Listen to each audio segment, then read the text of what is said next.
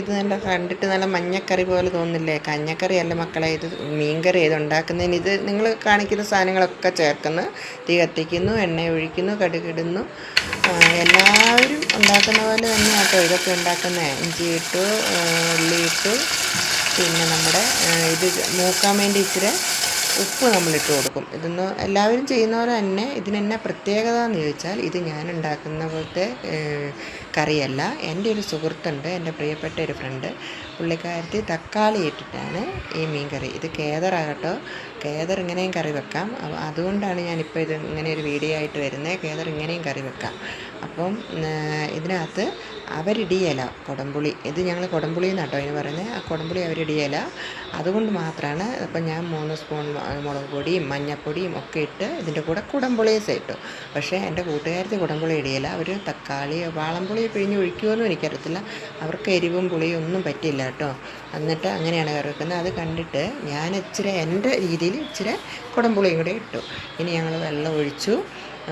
1 cup 1.5 cup വെള്ളമൊക്കെ ഒഴിച്ച് ഞാൻ മീനൊക്കെ ഇട്ട് കറി വെക്കുകയാണ്. കറി വെക്കുമ്പോൾ നിങ്ങൾ ഓർക്കും ഈ കറിക്ക് എന്നാ ഇത്തിരി പ്രത്യേകത. സാധാരണ എല്ലാവരും കറി വെക്കുന്ന പോലെ തന്നെയല്ലേ കറി വെക്കുന്നതെന്ന്. അങ്ങനെ ഇതാ തിളച്ചു. അതിനകത്ത് ഞങ്ങൾ കഷ്ണങ്ങളൊക്കെ ഞങ്ങൾ പെറുക്കിയിട്ടു.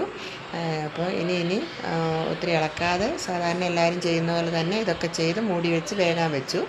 അങ്ങനെ വെന്ത് വരുന്ന സീനാണ് കേട്ടോ. ഇതൊരു വെളിച്ചം തട്ടിയിട്ടാണ് ഇതിന് മഞ്ഞ കളറ്. അല്ലെങ്കിൽ നല്ല കളർ തന്നെ, നല്ല സ്വർണ്ണ കളറാണ് അതിന് വരിക. പക്ഷേ നമ്മൾ വെളിച്ചം തട്ടുമ്പോൾ ഓർക്കും ഇതൊരു മഞ്ഞക്കറിയാണല്ലോ. മഞ്ഞക്കറിയൊന്നും അല്ല കേട്ടോ. ഇനിയാണ് ഇതിൻ്റെ ഫേവറേറ്റ്. ഇവിടെ ഉണ്ടാക്കുന്ന എല്ലാ കറികൾക്കും ഉപ്പും പുളിയും നോക്കുന്ന ഒരാളാണിത്. ആ ആൾ പറയും ഉപ്പുണ്ടോ, പുളിയുണ്ടോ, എരിവുണ്ടോ എന്നൊക്കെ. അപ്പോൾ ഞങ്ങളത് പുള്ളിക്കാരത്തിയെ കൊണ്ടാണ് ഇതെല്ലാം നോക്കിപ്പിക്കുന്നത്. 2.5 വയസ്സായിട്ടേ ഉള്ളൂ. എൻ്റെ മോൻ്റെ കൊച്ചാണ് ഇസ്മോൾ. അവൾ കണ്ടോ സൂപ്പർ എന്ന് പറയും. അവൾ സൂപ്പർ പറഞ്ഞാൽ പിന്നെ സൂപ്പറാണെന്നാണ് അർത്ഥം. ആ സമയത്ത് അവൾക്ക് കൊടുത്തില്ല. അവൾ പ്രശ്നങ്ങളുണ്ടാക്കും ഇവിടെ. അപ്പം അവളാണ് ഞങ്ങളുടെ ഹൈലൈറ്റ്. എന്ത് കറി ഉണ്ടാക്കിയാലും അതിന് സൂപ്പർ എന്ന് പറഞ്ഞാൽ സൂപ്പർ തന്നെയാണ്. എത്ര എരിവാണേലും പുളിയാണേലും അവളതിന് സൂപ്പർ പറഞ്ഞിരിക്കും. അതാണ് ഞങ്ങളുടെ.